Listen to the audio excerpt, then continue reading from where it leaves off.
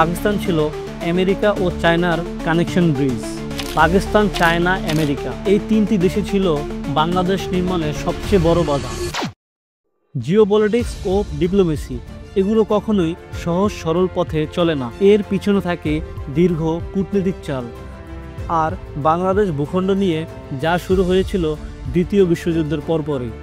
মুক্তিযুদ্ধের ইতিহাস আমরা সবাই তো জানি, কিন্তু আজ জানবো বাংলাদেশ ভূখণ্ড নিয়ে ইতিহাসের সবচেয়ে বড় ডিপ্লোম্যাটিক ওয়ারের গল্প। আমি রকি আছি আপনাদের সাথে। Welcome to diplomatic nation. আজকের ভিডিওতে আমরা যা জানবো 1947 থেকে 1965 পটভূমি, ভারত পাকিস্তানের ক্ষমতার লড়াই, রয়ের উত্থান ও পাকিস্তান ভাগের প্ল্যান, 70-এর নির্বাচন ও মুক্তিযুদ্ধ, আমেরিকা, চীন, রাশিয়ার অবস্থান, রয়ের গোপন অপারেশন এবং সর্বশেষ আরেনকাওয়ে গোপন ফাইল। 65 সালের পরপরই পাকিস্তানের দুই ভূখণ্ডের সামরিক, রাজনৈতিক এবং ছাত্র রাজনীতিতে তাদের এজেন্ট নিয়োগ করা শুরু করে।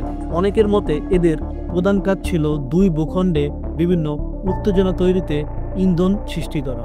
25 মার্চ নিরস্ত্র ও ঘুমন্ত বাঙালির উপরে পাকিস্তানি সেনাবাহিনী শুরু করে অপারেশন সার্চলাইট।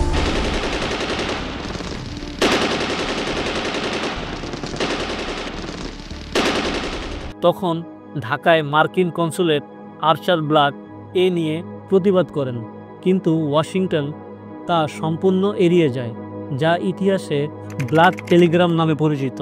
তিনি গণহত্যার বিষয়টি তার টেলিগ্রামে ক্লিয়ারভাবে উল্লেখ করলেও আমেরিকার প্রেসিডেন্ট রিচার্ড নিক্সন এবং সিকিউরিটি অ্যাডভাইজার হেনরি কিসিঞ্জারের মুখে একবারও শোনা গেল না এই গণহত্যার বিষয়টি।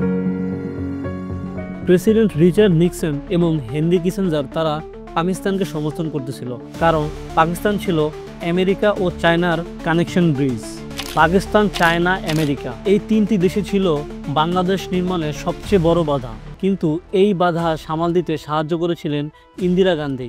তিনি 1971 সালে ইন্ডিয়া সোভিয়েত ইউনিয়ন ট্রিটি সই করে, যার ফলে চায়না কখনোই সোভিয়েত ইউনিয়নের এগেইনস্টে যেতে চায়নি। যুদ্ধ শুরু হওয়ার পরে পূর্ব পাকিস্তানের মুক্তিবাহিনীকে প্রশিক্ষণ দেয়, অস্ত্র সরবরাহ করে, পাকিস্তানের যোগাযোগ নেটওয়ার্কও ভেঙে দেয়। বলা হয় আরেনকাও ইন্দিরা গান্ধীর কাছে সরাসরি রিপোর্ট করতেন এবং অনেক সিদ্ধান্ত তিনি গোপনেই নিতেন। এরপর এপ্রিল থেকে ডিসেম্বর ভারত তখনও যুদ্ধ যায়নি। ফিল্ড মার্শাল শ্যাম মানিক শাহ ইন্দিরা গান্ধীকে বলেন, বর্ষাকালে যুদ্ধ নয়, অপেক্ষা করুন, আমাদের সেনা প্রস্তুত হতে দিন। এই ফাঁকে ইন্দিরা গান্ধী একটি স্মার্ট মুভ করলেন এবং তিনি কূটনীতিকভাবে পাকিস্তানকে একা ফেলে দেয় এবং শরণার্থীর চাপ আন্তর্জাতিকভাবে তুলে ধরে। 3 ডিসেম্বর 1971 তখন পাকিস্তান ভারতের বিমান ঘাঁটিতে হামলা চালায়, আর এরই মধ্যে দিয়ে ভারত আনুষ্ঠানিকভাবে যুদ্ধে অংশগ্রহণ করে।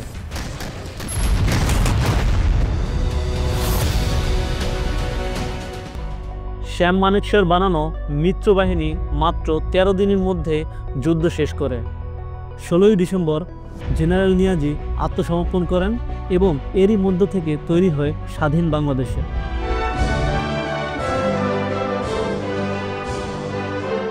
ইতিহাসে বাংলাদেশের এই মুক্তিগামী জনতার আত্মত্যাগ এবং তাদের জীবন দেয়া স্বর্ণাক্ষরে লেখা থাকবে।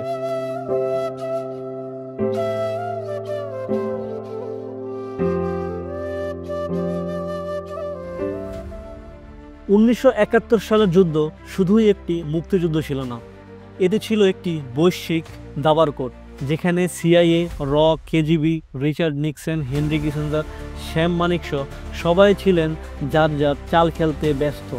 তাহলে আমরা কি এটার সবটাই জানি, নাকি এখনও এমন কোনো ফাইল রয়েছে যা কখনো খোলাই হয়নি?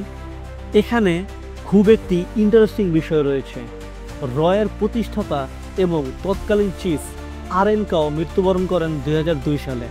তিনি মৃত্যুর আগে কিছু ফাইল দিল্লি আর্কাইভে রেখে যান এবং তিনি বলেন, আমার মৃত্যুর 25 বছর পরে যেন এই ফাইলগুলোকে ওপেন করা হয়। তার মানে 2027 সালে এমন কিছু ফাইল ওপেন হবে যা থেকে আমরা আরও অনেক কিছু জানতে পারবো তখনকার সময় এবং এই ডিপ্লোম্যাটিক ওয়ে নিয়ে।